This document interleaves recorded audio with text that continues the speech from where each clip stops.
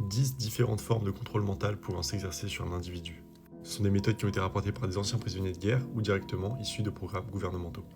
Je vous les partage pour que vous puissiez les reconnaître dans votre vie et donc vous en protéger. Numéro 1, le rétrécissement du monde. On prive la victime de tous ses effets personnels, lui faisant penser à sa vie passée et donc représentant une force. On crée un nouveau monde miniature autour d'elle pour qu'elle n'ait plus de repères et qu'elle ne sache plus où se situer. Numéro 2, la déstructuration de l'identité. On affirme à la victime ce qu'elle n'est pas et on affirme qu'elle n'est pas ce qu'elle est réellement. On va venir remettre en cause toutes ses croyances pour créer un champ fertile dans lequel on va pouvoir implanter les ordres.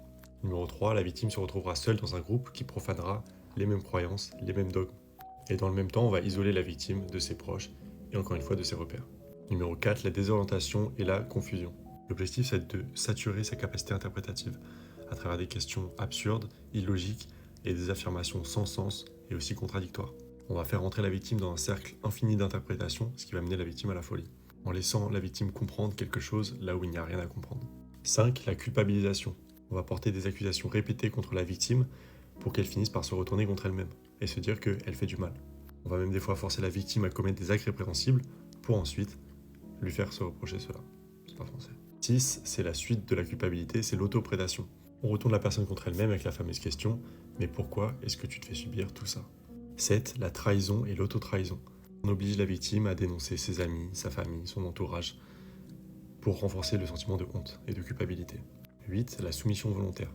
Avec un système de récompense et de punition, on peut faire en sorte que la victime se soumette toute seule en échange de biens ou d'affection, ou même de liberté. 9. La soumission par la terreur. Le bourreau obtient une certaine forme de respect en terrorisant la victime, même si la victime n'a pas été programmée au préalable par d'autres manières. Numéro 10. Le point de rupture. Avec l'imprévisibilité du comportement des bourreaux et aussi le manque d'amour-propre causé par la culpabilité et la honte constante, la victime aura le sentiment de n'avoir aucun contrôle. Il me reste 11 autres points à aborder. Je ne sais pas si je posterai l'autre vidéo, dites-moi si ça vous intéresse. Le but, c'est vraiment que vous mettiez en relation ces méthodes-là avec votre vie pour ressentir si vous êtes dans des situations de domination ou de soumission.